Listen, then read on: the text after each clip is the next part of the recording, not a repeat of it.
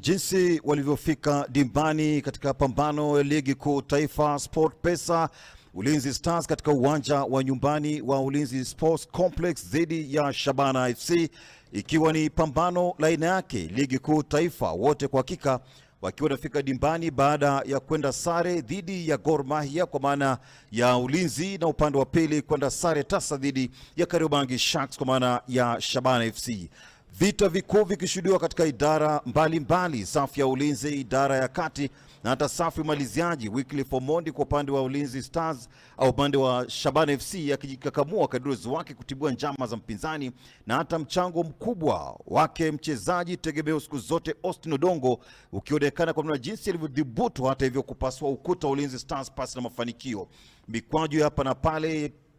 tatizo kwamba ikawa ni changamoto kwa wao kuweza kulenga shabaha, lakini kubwa zaidi mkwaju wa kona ulitengwa vizuri ukaishia kambani kutokana na juhudi zake mchezaji tegemeo Mark Okola ambaye ndiye captain kwa faida ya timu ya Shabana FC. Vita vikuu na upambanaji kwa hakika ukishuhudiwa kwa namna jinsi walivyokuwa tulivu na kuwapa tabasamu kubwa mashabiki waliofika katika uwanja huu katika taratibu za kuweza kuwachagiza kupata matokeo chanya.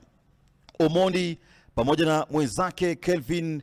Chiambali Austin Odongo wakaendelea kadiri uwezo wao kufika katika ngome ya Ulinzi Stars kwa ajili ya kupasua ule ukuta pasi na mafanikio makubwa. Ikawa ni changamoto zile ambazo kwa hakika zinashuhudiwa, lakini makipa wakionekana kunyumbuka kadiri uwezo wao. Timothy Odhiambo mara kwa mara akilazimika kuweza kupanga safu ya ulinzi, Felix Otieno, Brian Birgen pamoja na Brian Emilio wakijaribu hata hivyo kwa ajili ya kukata njama za wahusika wakuu Austin Odongo, Kethi Mbali pamoja na Kevin Omondi. Kubwa zaidi ni kazi aliyofanya muda wote mwamuzi wa kati ama pilato wa mchezo Fanuel Omire, kila wakati kupuliza kipenga kwa ajili ya kutoa mwongozo ili walau kila mmoja enende kulingana na kanuni za mchezo wa mpira wa miguu na kuweza kuheshimisha ratiba ya siku ya leo. Akajaribu kadri wake kupenyeza kuingia sebuleni na kusubiri huruma ya mwamuzi, lakini akasema endeleeni na mapambano licha ya kuwa tayari alikuwa amekwisha kukata tamaa. Yote tisa kumi ni kwamba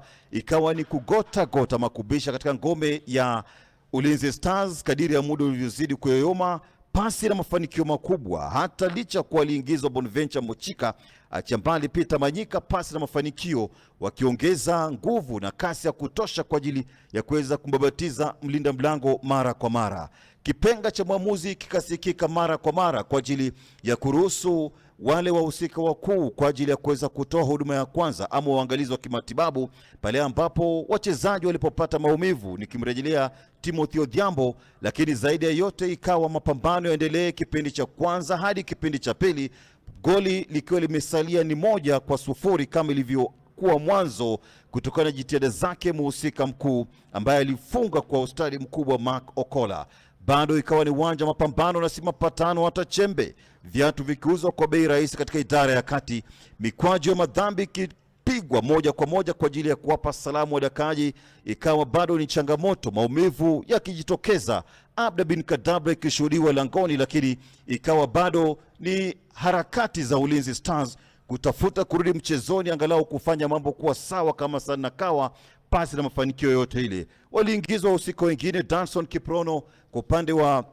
Shabana FC akaja kwa moto na radi, njama zake kwa hakika kutoa krosi zenye uwezo mkubwa wa kupatikana kwa mabao, lakini sasa matumizi ya mchezo, matumizi ya nafasi ikawa ni changamoto. Dakika zote 90, Shabana FC 1 Ulinzi 0.